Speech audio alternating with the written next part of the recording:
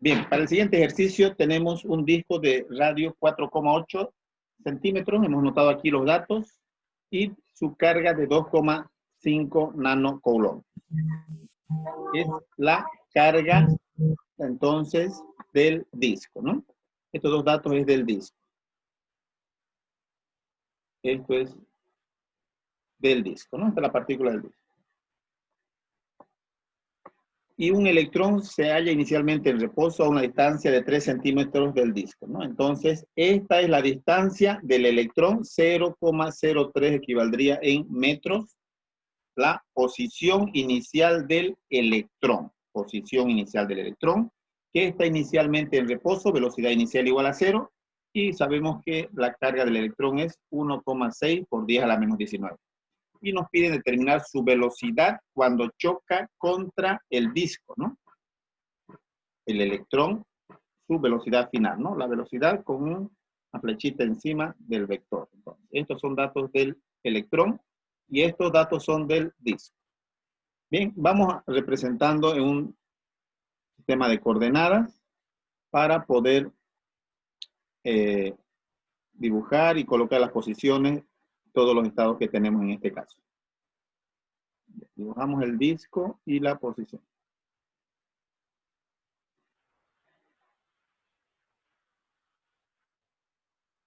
Por ahí, el disco. Vamos a dibujarlo de esta manera. Vamos a dibujarlo de esa manera el disco, por supuesto, para poderlo colocar sus datos. Ahí el disco. El disco sabemos que tiene un radio, como indica ahí en la figura, de 4,8 centímetros, ¿no? Es el radio de todo el disco, podemos representarlo así, ¿no? El radio del disco. Y además sabemos que este disco tiene una densidad, vamos a representarlo de esa manera, porque tiene una densidad, ahí mismo, ahora sí. El disco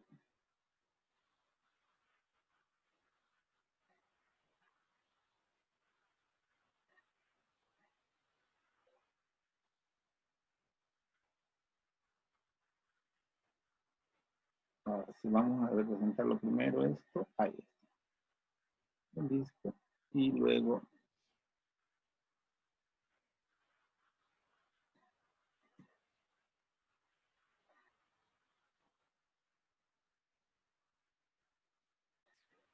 bien. Entonces este es mi sistema de coordenadas, X, Y, y tenemos, en este punto vamos a dibujar la carguita que es la carga del electrón. Ahí la carga del electrón, entonces, es una carga negativa, la carga del electrón. Este es el estado o la posición inicial. Esa es la posición inicial. Y en este punto va a ser la posición final en el origen del sistema de coordenadas. Entonces nosotros primero vamos a determinar el potencial eléctrico en este punto. Y nosotros sabemos que en esta posición inicial el electrón tiene esta velocidad inicial también, ¿no? No confundir. Velocidad inicial igual a 0. Y luego vamos a calcular el potencial en este punto final y su velocidad final, que es también en este punto cuando va a chocar este electrón contra el disco. Porque hay una fuerza de atracción, la fuerza de la ley de Coulomb, del electrón hacia el disco, ¿no? Entonces, al liberarlo del reposo, hay una fuerza que va a traerlo y va a ir a provocar ese movimiento hasta chocar contra el disco. Bien, y lo que conocemos ahora, estos datos de distancia. La distancia B sub 0, esta es una distancia B sub 0 inicial, que es desde la posición inicial, ¿no? Entonces, ¿cómo representamos eso? Desde aquí.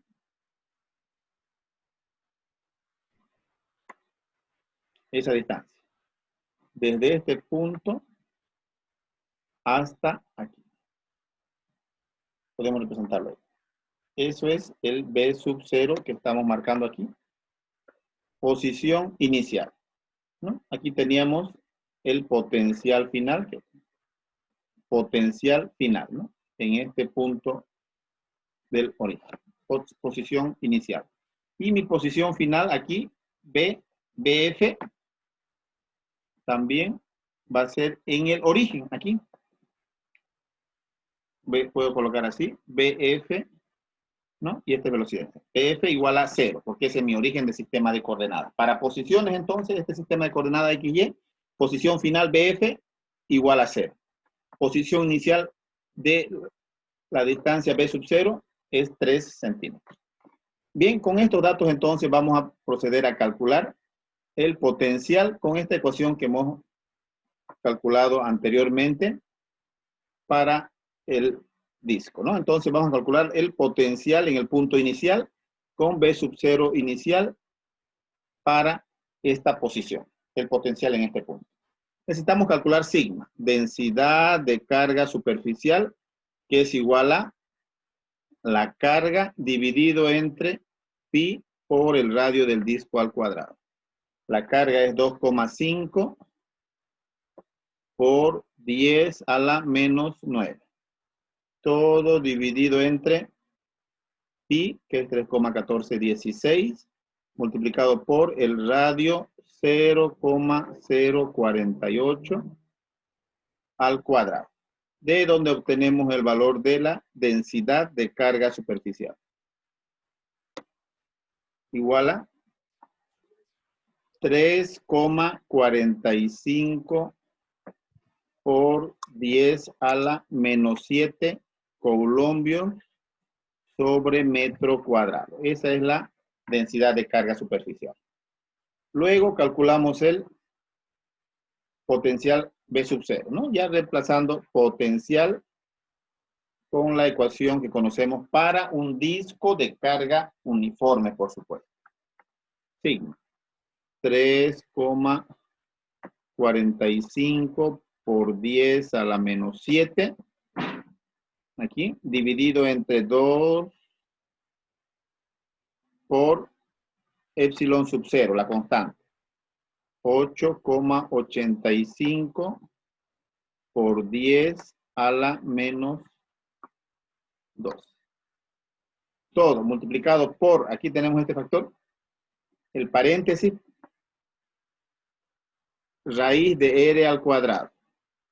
0,048 al cuadrado, más raíz cuadrada, más B al cuadrado, 0,03 al cuadrado. Menos el B sub 0, estamos, ¿no? B sub 0, 0,03.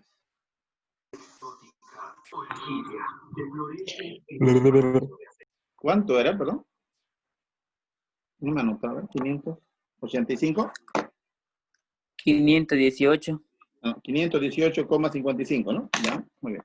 Sí. Dígame. ¿Alguien quiere comentarlo?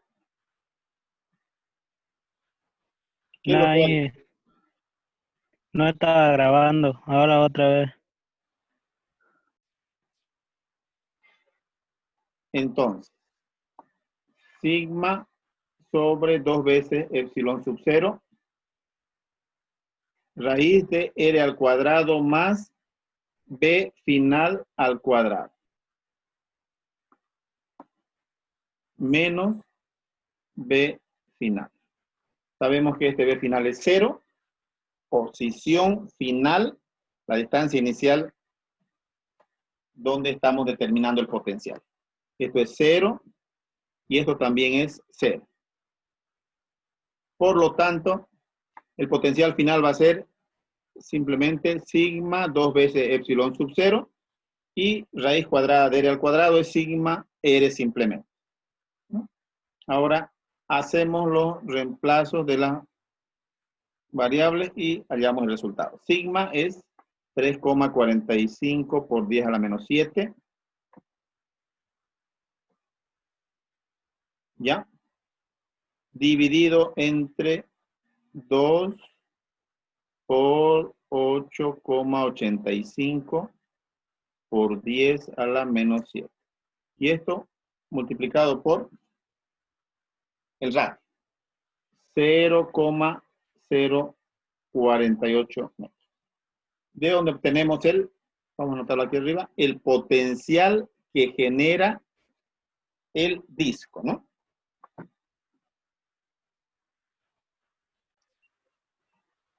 $935,59 voltios.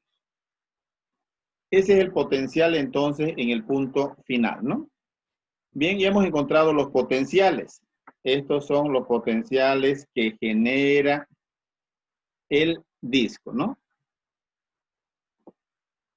Potencial, entonces, que genera el disco, en nuestro caso, en la posición final. Y para nosotros la posición final, ¿cuál es? Para este caso es el centro del disco. El centro del disco, ¿no? Aquí, el centro del disco, en el eje. Entonces ahora lo que nos queda es hacer el cambio de energía potencial, ¿no? Delta U. Delta U es igual a la carga que se mueve entre estos dos puntos por la diferencia de potencial, como hemos hecho en otra oportunidad, menos B0. Vamos reemplazando esto. U sub 0, el cambio de energía potencial es igual a menos 1,6 por 10 a la menos 19. Potencial final, 935,59 menos 518,55. Entonces, el cambio de energía potencial del sistema cuando se ha movido la partícula del electrón desde esta posición inicial hasta la posición final debido a la fuerza eléctrica, el cambio de energía potencial es negativo, ¿no? Ha disminuido la energía potencial que tenía anteriormente, ¿no? Del estado inicial al estado final. Eso es lo que estamos calculando en joules. Disminuye la energía potencial, por lo tanto, aumenta la energía cinética, ¿no? Eso nos dice la ley de conservación de la energía. Inge sería menos 17 por 10.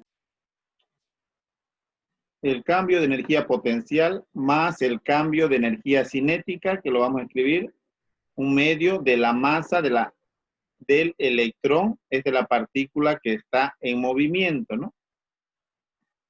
Energía cinética final menos energía cinética inicial